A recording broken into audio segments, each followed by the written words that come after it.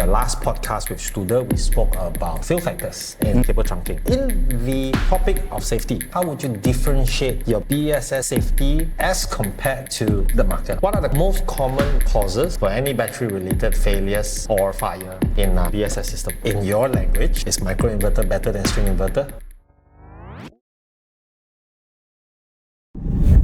Hello everyone and welcome again. I'm Lim from Next Energy, and in today's session we're going to talk about one of the most important aspects of modern solar systems, especially when more people are heading towards energy storage and smarter energy management.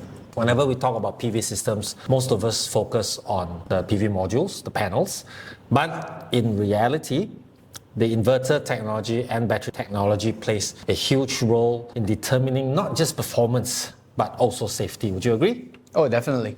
At Next Energy, we place a very strong emphasis on choosing technology that are proven, they are reliable, and built with safety in mind. Today, we are joined by Atmoce, a company known for both its advanced system for its battery and microinverter technology. We will be discussing what makes this system different, the role they play in overall system safety, and what customers should look out for when they make long-term energy decisions. This will be an open and hopefully educational discussion, and we hope it provides value insights for anyone considering solar with energy storage. Before we commence and before we continue, right next to me is James. In our industry, we call him the old bird or the lao jiao of the industry. James, why not you introduce yourself? Tell us who are you and why are you here? Okay, thank you so much, Lim, for that wonderful introduction and opening. As he said, my name is James, and I am the country manager for Atmoce, Malaysia. And my foray into renewable energy started back in 2010, 2011. So you could say I've been in this industry for about 16 years, thereabouts. And we started off, or rather I started off as a EPC, and then moved on into a EPC/developer company. Then thereafter, I moved upstream to the supplier, namely inverters. Then, of course, as batteries came into the fold, we started to also then promote batteries. Subsequently, I went into the module manufacturing, who happened to also have energy storage in their portfolio. And then now I am with Atmoce. So that is pretty much the journey that I have taken. But even through that journey, I've also been very much involved with the crafting as well as the shaping of our policies, guidelines, such as the MS1837 and then the recent BOMBA guidelines, and also the latest iteration for ATAP, of which that was done through my position and role in the Malaysian Photovoltaic Sustainable Energy Association, also known as MPC. Why I'm here today is that I've actually been very passionate about safety. Even in my previous placements in different companies, safety has always been a topic close to my heart, simply because even back when I was starting out as a EPC service provider, there's always that thought at the back of my mind, what if the system fails? What if the system sparks a fire? And back in the early days, that was FIT. Everything was predominantly residential. So for me, taking into consideration the potential loss of life, property is one thing, right? So insurance covers that, but life, you only have one life. So I think that was something that has always stuck in my mind till today. And that's one of the reasons why I've actually also joined Atmoce, is because, as what Lim had mentioned in his opening remarks, is that we really look at safety as one of the key major considerations when designing systems. When we talk about safety and stuff, so Atmoce predominantly is a microinverter manufacturer or producer.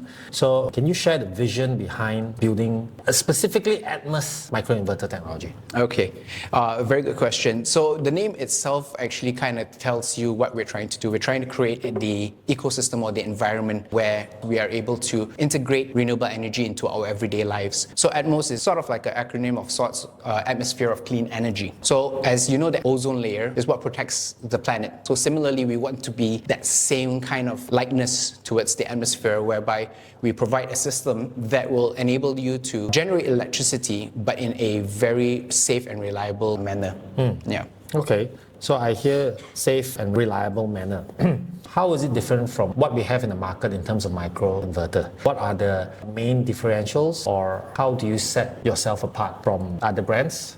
Our traditional microinverter? Okay, so one of the key aspects is that for ourselves, we do know the technological roadmap of microinverters. Right now, we're at the 3rd generation. And why is that important is because we are moving away from the traditional electrical products, electrical components, capacitors, and things like that. And we've pushed it back, or rather, we've pushed it over to power electronics, semiconductors. So semiconductors are a lot more robust, reliable, and has a better long lifespan that is associated with it. Capacitors, they do have a shelf life, they do have a number of cycles that they can go through before they wear and tear. Secondly is that even the housing, the design of the housing, we do not have any mechanical screws that will actually place the 2 plates or the encasing together, and our encasing is actually also high density polymer material that means that there's no conductivity for electricity, so that's the safety portion as well. And on top of that, because we thermal well seams, therefore the expansion and contraction will be even because it's the same material. Whereas if you have 2 plates, there definitely has to be a filler in between to fill the gaps during the expansion and contractions that is subjected during the time it's on the rooftop from cold, rain, and after that, next thing you know, you have sunlight, right? And that means hot. So expansion, contraction happens, and so that rubber gasket as well is what will give way eventually over time. So in that case, we definitely take very careful thought and care into the design of even just housing itself. Don't talk even about the PCB board itself. Then when we look at the PCB board itself, we have no more than 200 components on the PCB board. Whereas for the traditional solutions, or even with the other counterparts in the microinverter sphere, there are many, many components. And a lot of it is on board, meaning the capacitors are placed on board, which again exacerbates the heat tolerance and reduces the efficiency of the inverters as well when they perform. So when you take into consideration all of these different factors, you definitely see a very distinct differentiator. We also have this thing called DAB, which is a dual access bridge. What that does is that it isolates the AC from the DC, so there is no leakage current coming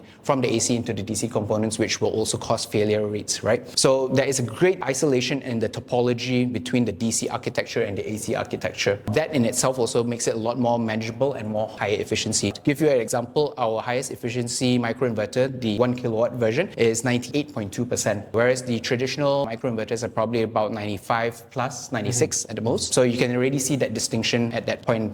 Okay, so we hear casing, which are made of micropolymer. Can we call it plastic? Yeah, polymer, essentially polymer is any polycarbonate, and those are all basically what we are looking at. So for this one, it's considered a high density polymer. So yes, it is plastic in that sense. Plastic. So in this case, maybe, you know what, whenever we talk to any Malaysian, right, then we always have this idea of Malaysia weather very hot, right? Then plastic parts, you know, under the sun and all, generally the idea is it will brittle and fail over time. Yes. And the performance or product warranty and lifespan of an inverter is at least 15 years. Right? Is there any, say, aging tests? Yes. Or what's the aging test being done so that this enclosure or the casing or the inverter itself can last our rooftop and our weather for the next foreseeable 15 or more years? Correct, exactly. Good question. First and foremost, the microinverters that we produce are designed for 25 years, and our standard warranty is 15 years. So that's something firstly to highlight. So the fact that we are confident at the 15-year mark is a combination of, like what you say, the casing as well as the actual PCB board and how it's been assembled, going through rigorous testing. At each stage, we actually have a pass or fail. So we do not wait till the end to do a QA/QC. Every stage it has a QA/QC station. So that's one of the ways we do that. Now coming back to your question on how do we actually justify the lifespan, we have in our research and development center in Shanghai, which happens to be our regional headquarters as well for APAC and Asia rather, and we have this oven which we subject the microinverters. So what we do is that we artificially inject the DC to be at 100%, and the output of the microinverter is at whatever the capacity is, whether it's 500 watt or 1 kilowatt. So we're running it at 100%, subjected to 85 degrees ambient temperature and 85% relative humidity. And this is run 24/7. So if you try to back calculate and to extrapolate the data, you can imagine that 365 times 24 hours, that's exactly what 1 year's worth of data is. And if you talk about actual conditions, operating conditions, it's not going to be subjected to 24 hours because firstly, the sunlight does not shine for 24 hours and the temperature conditions do not last for 24 hours. Actually, it fluctuates very significantly when you're talking about the rooftop ambient temperature. So having said that, that is how we are able to then justify to say that this inverter, microinverter rather, is designed for 25 years. You just take, for example, in the peak window of 11 to 2 o'clock, that's when you are going to most likely reach your maximum temperature. So that's a 4 hour out of 24 hours. So you can imagine the ratio of that. So you then have that multiplication factor to then back calculate to see actually what the lifespan is going to look like. Good thing you mentioned the calculation because while you're saying it, it was all running behind my head. 24 hours and 365 days. Correct. Add on to what James have mentioned, we were in the microinverter factory not 2 weeks ago, 3 weeks ago. Yeah, we just came back, by the way, from China. And every stage of the assembly has its own testing pass or fail station. So to me, it was quite an eye-opening where the pass or fail didn't happen at the end. It was at every stage. For example, PCB placement, soldering, after the flashing, after the encasement, so on and so forth. So there were multiple tests when we were there. So it was quite an eye opener for me, at least. So that trip was a very eye opening trip, and it was a very inspiring trip for me because, to be really honest, for all the time we're talking about inverters, we talk about string inverters.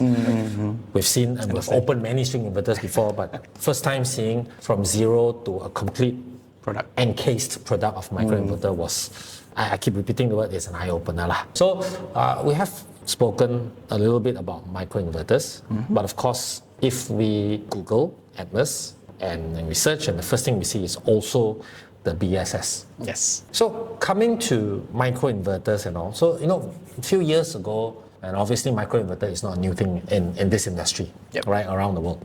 But before, especially before ATAP or after NEM ended, the idea of residents having needed to install battery, or in short BSS, battery energy storage system, has popped up left, right and center. Correct. And the sentiment where people talked about was, microinverter, the inverters on the rooftop, how do you connect batteries to inverter? Because in a layman term, right, so the batteries are always connected to the inverter because batteries are always in DC. When microinverter has already converted DC into AC and is brought down to the premise. How did Atmoce turn around and how did Atmoce conquer this situation or overcome this situation? Okay, good point. Okay, so first and foremost is that we look back at the main consideration, which is safety. So we all, at Atmoce, we believe that AC is safe because you have the ability to cut the electricity. Say, for example, if you touch a bare cable, there's the tripping capability, whereas DC doesn't. So let me put that as the baseline first. So therefore, in our batteries, we decided to design batteries as AC coupled. So that's the distinction. So AC and DC. So now AC coupled actually is agnostic to whatever the inverter or microinverter is. Because now your main commonality is the AC bus bar.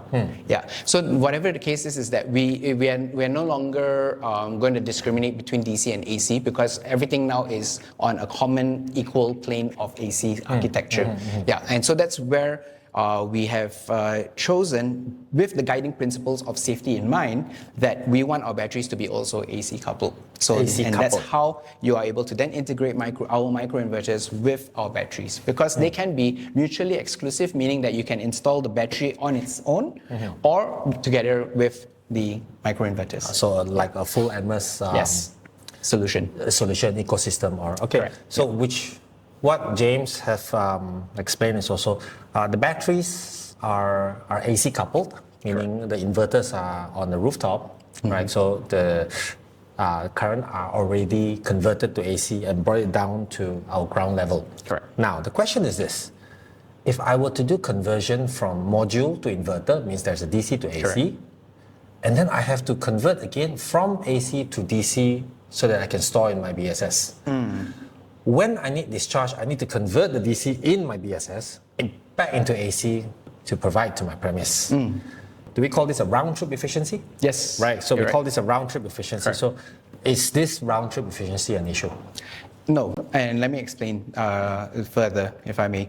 Basically, what happens is that our system, our PCS, is actually the exact same as our microinverters. They're both using the same technology. So, and we have a single stage conversion, meaning that it is from DC to AC and AC to DC. However, for DC systems, you still have to have a DC-DC conversion, then later a DC-AC. So at the end of the day, the round trip efficiency is still going to be low as well. Right. But for us, because of the higher efficiency that is touted by our PCS, or in this case the microinverter, either places, they are both at a very high efficiency level, and therefore your losses are going to be significantly lower. Right. So top of your head, do you remember the round trip efficiency? Yeah, we say our AC round trip efficiency is about 90%. 90%. Yeah, Okay. thereabouts. So yeah. All right. Okay.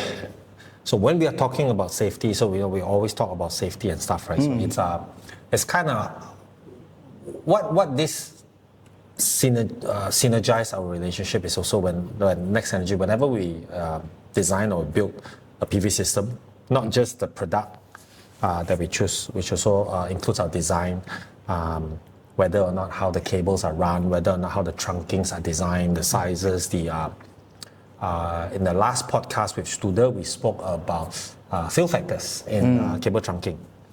Yes. So in the topic of safety, in a nutshell, how would you define or how would you differentiate your BSS safety as compared to the market or the market, correct. Okay. Understand.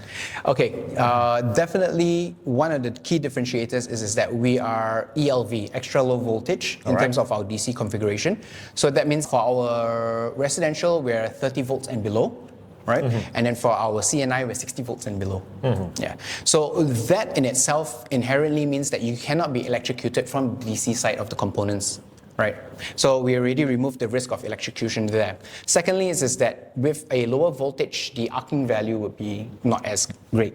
Right. So that means that the risk of fire is reduced significantly. And then, of course, thirdly is that since it's AC, so therefore the risk of electrocution from the AC side is mitigated simply because you have RCDs or RCCDs that will trip in the event of electrocution. All right. And then on top of that, our batteries are also IP66 rated. So they're outdoor rated already. Okay. Actually, we shot a video. I can't remember who was it in the office that spilled water on the battery itself. The battery right? itself, So yeah, correct. I don't know whether they did it on purpose or not, but they spilled water on battery. What are the most common causes for any battery-related failures or fire in storage in the BSS system? Okay, that's going to be quite an interesting one. Firstly, of course, is the cell itself, right? So again, the quality of the cell. We have to face facts that manufacturing is not 100% foolproof. So there will be certain batches that may have problematic. However, the probability is significant, quite low, right? So I mean, the cost for concern is not really that high. Secondly is then the utilization of the battery, the way how the battery management system works, and also all the different features to make sure that it takes into consideration the cell temperature, the operating parameters that are still well within the parameters of a normal operating condition, right? So, and all of these play a very significant role in ensuring the safety as mentioned.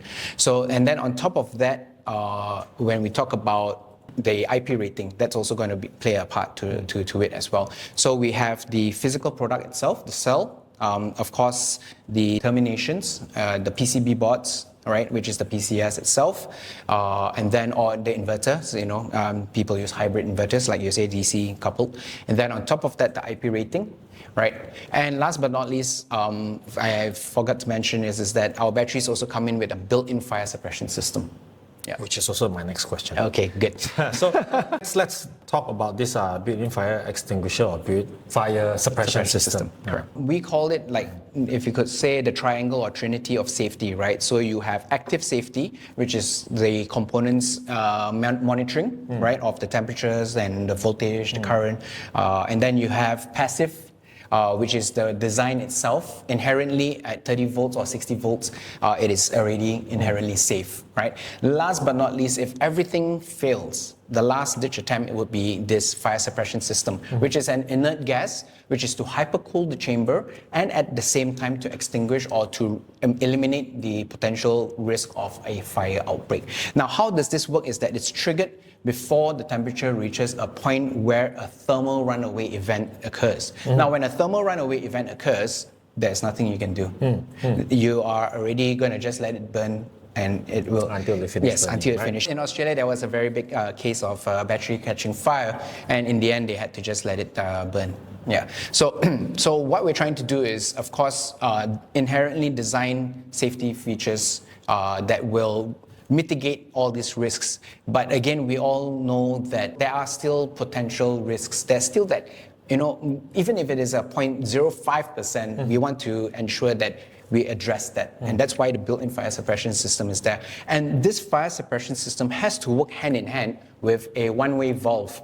Because as the pressure builds up from that fire suppression system, there has to be a venting that occurs. Like an explosion valve, right? Yes, exactly. But in this case, it's actually a gas valve because we want to ensure that there's no leakage of oxygen because as you know, back into the chamber, because a triangle of fire, you need oxygen is one of the key ingredients for fire to exist. Yeah. When we're talking about BSS, so is it the same safety systems for your residential and your commercial batteries? Yes. All right. Definitely, it is. Okay, it's nice to hear. So when we come back to Atmoce as a brand as a whole, so we talk about a lot on BSS and safety. So on the microinverter part, for the uninitiated, tell me, in your language, is microinverter better than string inverter? Okay, in a short answer, yes. However, I do need to, of course, then back that up, and allow me some time to explain a little bit. Basically, you get higher output because every panel is now independently producing, right? Then you have your safety factor that comes into place, and then on top of that, the ease of management, because our system uses a communication that runs through the existing AC cable. So therefore, in that sense, you do not to have another point of failure. So we are basically reducing the single point of failure to almost a bare minimum. Right, so on that topic, so I'm sure we are talking about where it is connected via wirelessly and sometimes, or most of the times, it gets disconnected from the logger or the DTU. The DTU to whatever point of the inverter we're communicating to. Yeah, so we call that PLC, right? Power line cable communication. So power line cable communication. Okay, obviously Atmoce is a microinverter manufacturer. There's so many inverters in the market, so many brands of inverters, and generally there are two types of inverters in the market, right? So we are very left wing, right wing kind of thing. However, again, string inverters, as we all know, they are cheaper, right? So that's the first. And then secondly is that they're somewhat they're easier to access in the sense that it's placed in a location where you don't have to climb the rooftop per se. But that is addressed, of course, by the fact that our microinverters are higher reliability. So then now we look at the microinverter portion, is that you have the greater flexibility to design as per whatever the rooftop layout is, because that's something that you can't control. Right? So then that will enable you to put one panel at one area to maximize the full use of your rooftop and to gain the most out of the rooftop in terms of generation and yield. Yeah. And then on top of that, it allows for scalability, right? So you can actually scale up. So maybe say, for example, today I want to install 8 kilowatt system, then I find that my lifestyle has changed. No problem, let's scale it up, because the microinverter is modular. Like I hear fully utilizing the roof, right? So we all know that mismatch is a big thing about string inverter, right? So yeah, there are pros and cons. But of course, today when we talk about microinverter, scalability and flexibility in design is a very important topic, especially with modern roof. And then a lot of times multi-pitched, multi-facing. Yeah, exactly. Right, Malaysian designers, take note. Okay. It's okay, it brings character. It brings character to the house. I'm sure we spoke about this before. Obviously, just now we talked about some pros in a very surface level between micro and string inverters. But now, from a safety standpoint, what are the advantages of microinverter as compared to our traditional string or hybrid inverters? Okay, yeah. So it comes back to the earlier topic which I mentioned about DC systems. DC systems in itself is inherently a lot more dangerous because there's no way to cut the electricity. As long as there's sunlight, there's going to be production from the solar panels. So when you look at that architecture in itself, and that is one of the reasons why Bomba came out with their recent guidelines, right, in which they require a rapid shutdown device to be placed on top of the roof at bare minimum, if not more. And obviously the highest level of safety would be microinverters because you're actually cutting it at the panel module level. Yeah, and when you do that, what that enables is that the firefighters have a safer environment to work with because they would have to go on the rooftop and so on and so forth in order to do venting or to even access the building. So that is one of the key considerations of why this guideline was put into place. So having said that, I know that is where safety becomes essential when we design the microinverters. So when it's now changing the whole entire system from a DC architecture now into an AC architecture.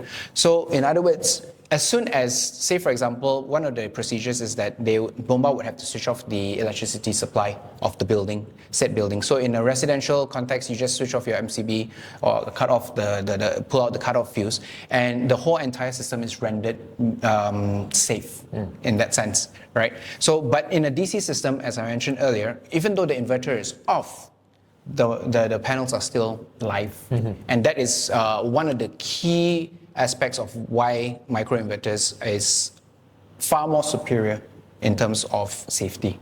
Yeah. There is some argument in this where most fire happen, especially in residential, are due to poor workmanship, right?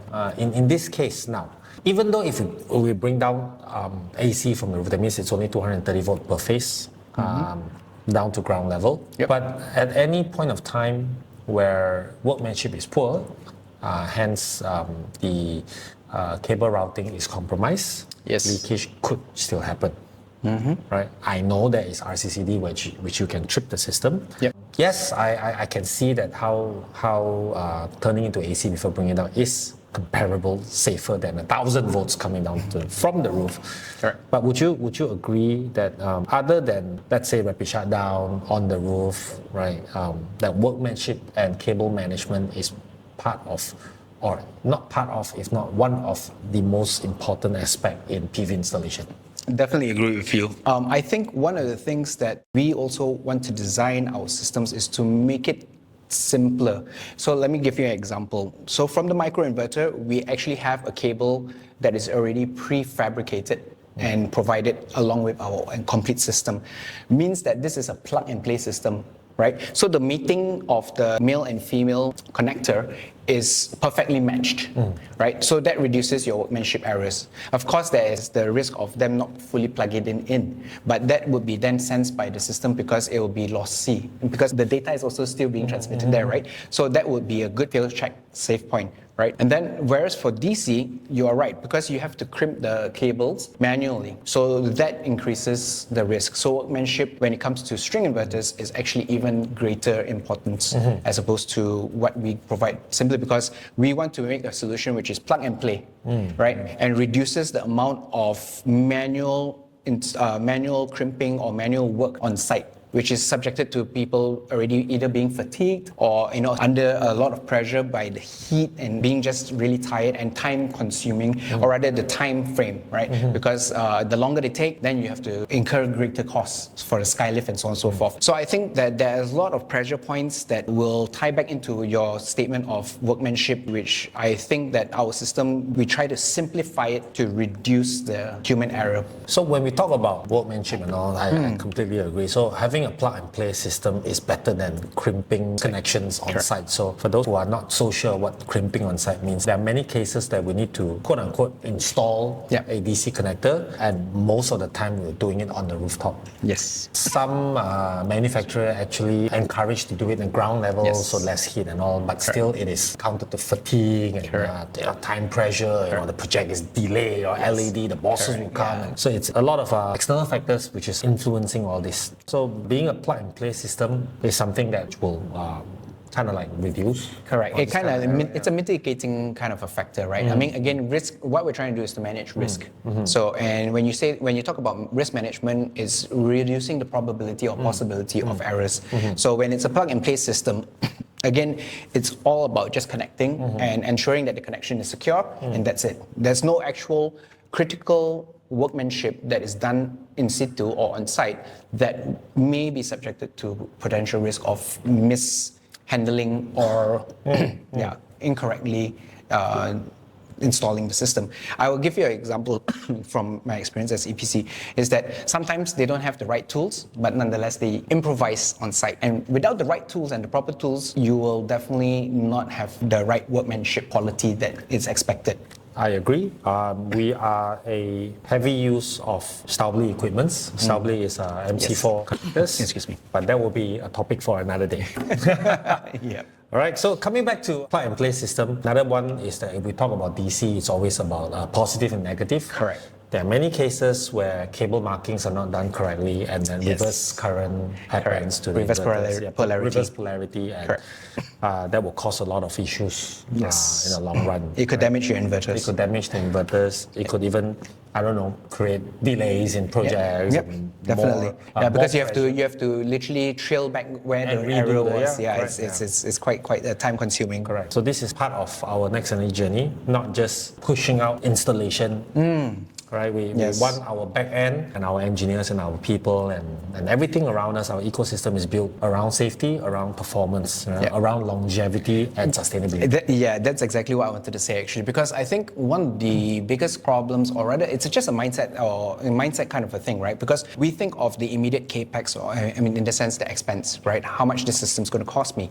But we need to remember that these systems are actually designed for 20 over years, right? So it matters. Yes, maybe you may save a few hundred to a few thousand ringgit, but in the long run, does that really save you? We do not know. It's a gamble, it's a risk, right? And this is where we want to tell you that when you use Atmoce, it's not a gamble. It is something that has already been designed in mind of that longevity, of that safety, and of course, of the reliability of it all.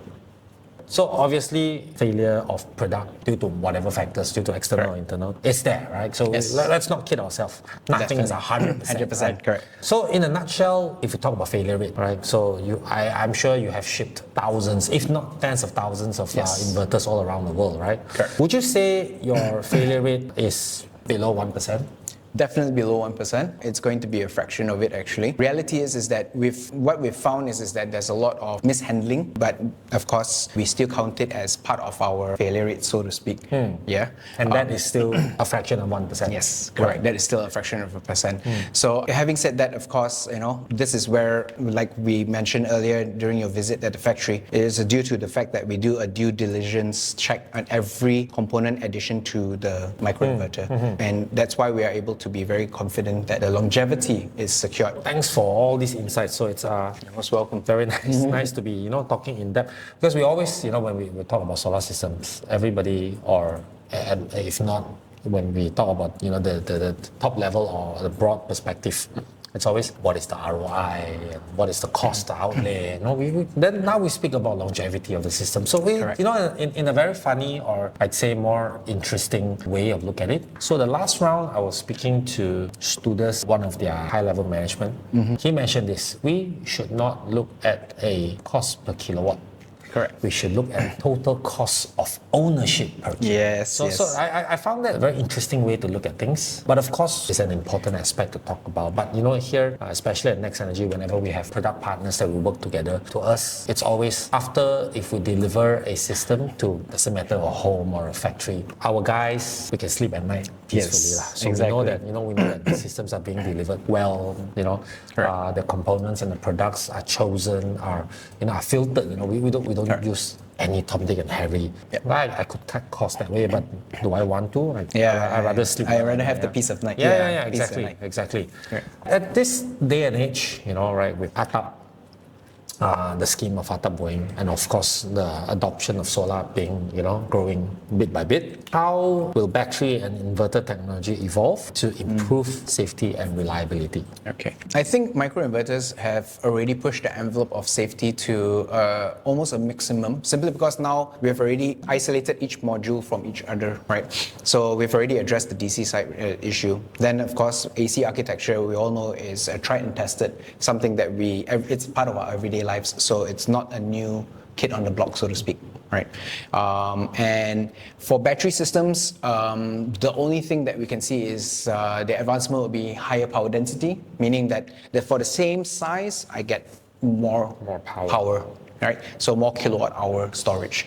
Yeah, so that would be one. Cost, of course, we are seeing that cost has significantly dropped from the past till today. And even if you look back 5 years ago, it's still more than double the difference, right, of what it is today. So we reckon that you will see the trend of the cost still on downward trend, but maybe not as steep as what it was before, because I believe we've already reached a point of saturation. Right, unless there's a new technology. So energy storage, who knows? Okay, this is something that I've always been following. Maybe new technologies like sodium may come into play, right? Which will address even higher significance of safety, because sodium now is not combustible. Isn't sodium salt? Yes, you're absolutely right. So there are sodium batteries, right? Yeah, and so I'm really interested and excited to see the advancements of that particular technology tree within the energy storage sphere. Yeah. So how deep or how far is the penetration of sodium batteries in the market? I would say it's still at its early stages. I wouldn't say infancy, but we are seeing sodium definitely coming into the utility scale first, right? Now, how it trickles down to the residential or to the smaller batteries is yet to be seen, simply because I'm still studying it. I think that there's certain volumetric requirements for it to be efficient. Yeah. Nice. So maybe sodium might not be suitable for residential, maybe for large CNI and utility. So that potentially would be the case at the present moment. But again, as we all know, technology is advancing at a really record-breaking speed. So we are still very excited to see what is to come. I mean, hydrogen, everyone's obviously looking at that as well. So these are all storage alternates, right, from the lithium current incumbent, so to speak. So but for microinverters, I think it has reached a certain threshold whereby we've already addressed a majority, if not all, of the safety concerns. I think, off topic a bit, we are born in a golden age. We moved from complete analog to now to the digital. Wireless charging. Correct.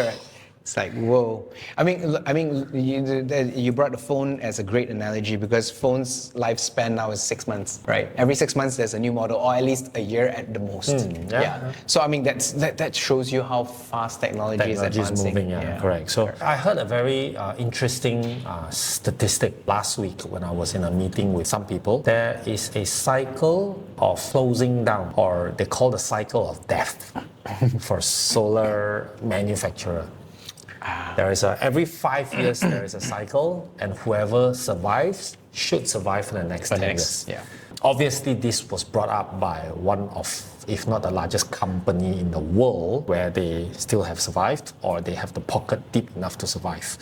So how well versed or how familiar are you with this cycle? I mean, we have seen brands that came to the market. Correct. We have seen brands that sponsored World Cup. Correct. And disappeared, right? Yes, you're right. How can Atmoce survive this cycle and thrive after?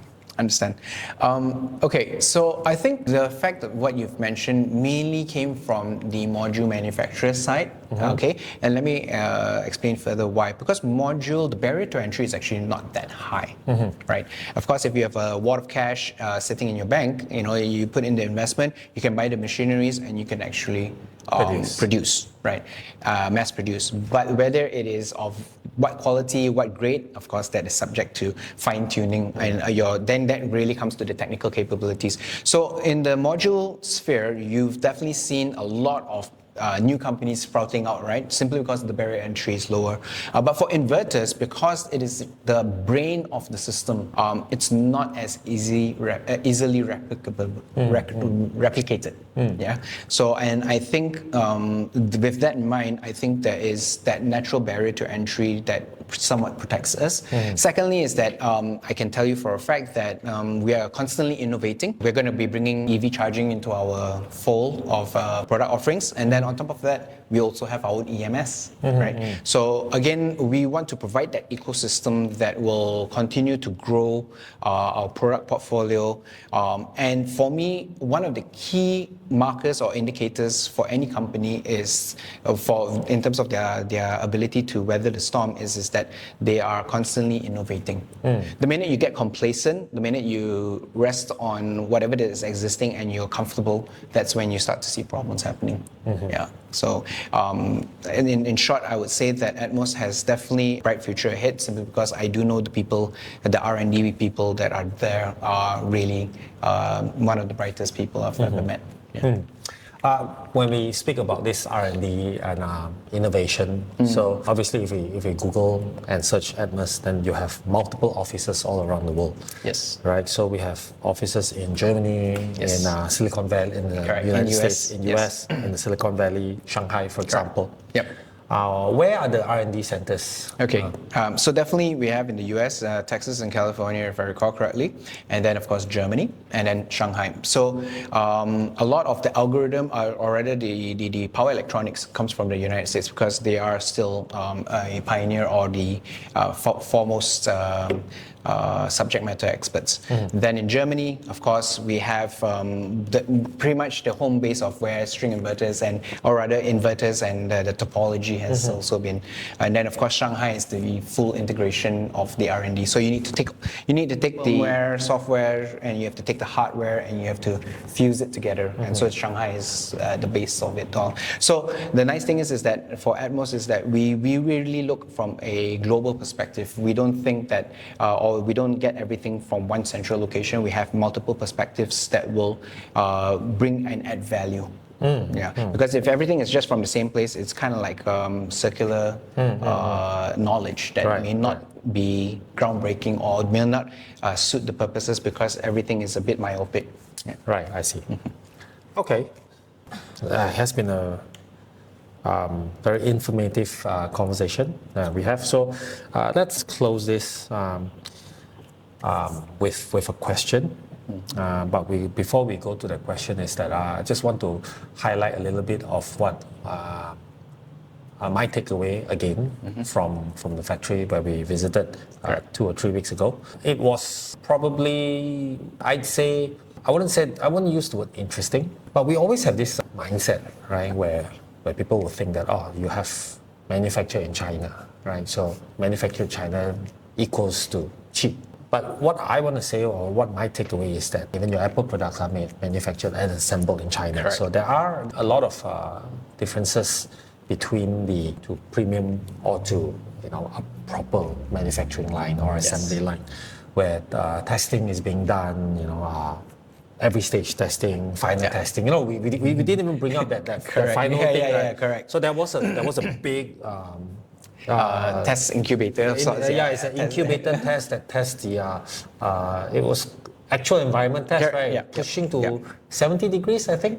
Yeah, right? No, actually about close to 80. Close to 80, yeah. For every inverter assembled, they are being put into the test machine to be running. So many times you talk about batch testing, but in this case, what I saw, and my takeaway was again, I keep using the word eye-opening, was that every inverter was tested. Correct. Every inverter was put into test to make sure that it was working before it was sent out to end users.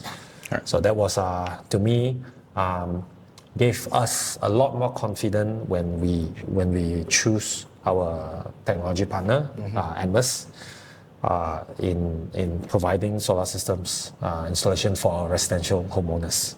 And small CNIs, right? Small CNIs, yes. Okay, so before we close, so I will come with a final question. What should end user prioritize when choosing a complete solar plus storage systems today? Okay. Definitely. I think that's a very interesting question because priority is obviously still limited to knowledge. So I think for consumers, they need to somewhat educate, or rather to understand a little bit, not at least the broad strokes, not in depth, right? So that when they are provided with a proposal, they are able to at least dissect to some degree to make a very well-informed decision. And of course, track record of the installers, the system integrators would be a very important benchmark. Right. So I think if I could put it into maybe say 2 to 3 points, the first point is that we need to address the workmanship. Right. So I think that's why reputable companies, such as Next Energy, is important to really know that what is the guiding principle of the company. What's the philosophy when they provide these proposals. And what exactly is it that they stand for. Yeah, it's very important. Secondly, of course, is the equipment that is chosen, because again, and not every equipment is the same, right? So I think that's very, very important as well. And then lastly is that I think that everyone should partake of this, because it is going to be as normal as an air condition soon. I think solar should be part and parcel of what an everyday home should have. And of course, that is still subject to your pocket, or rather what you have in the bank. But nonetheless, like I said, the systems like Atmoce, the scalability is there. So it can fit to your budget at the moment, right? And then you can scale up thereafter. So these are the few things that I believe that as consumers, you should educate yourself, get to know those who truly stand firm, especially on the safety factor. Because again, 20 years is a long time, and wear and tear is obviously going to show even much sooner than that. So we want to make sure that the workmanship in the product is there to last accordingly. Okay, so I think that's all the questions that I need to ask you. And again, it has been very informative and very good sharing with you, James. Thank you so much for coming, and thank you so much, to be such a sport to say hi to our audience. If however many that you're watching, not only James have been around in the solar sphere for a long time, his knowledge in technical or in even in regulatory understanding is far beyond many of the partners that we have worked with. As mentioned from James, for example, the MS1837, the Bombard guideline, as just an example, was obviously worked very closely with MPC. Yes, correct. And James was one of the spearheading committee to push the safety boundary so that we do not see fire burning. Yes, correct. Yeah, I think that's our objective. We do not want to have an incident that will really mar or stain the industry's reputation. Yeah, and I think that the confidence will be definitely very greatly affected should something like that occur. There you go, folks. Thank you very much, James, once again for all this informative sharing, and we will continue to work very closely with Atmoce. And fun fact is, today is the 3rd of June. There is an Atmoce installation today at site. Oh, nice. Very cool. Which is actually quite nearby our office. So Datuk Teh, if you're watching, this is the boss of Atmoce. Hello.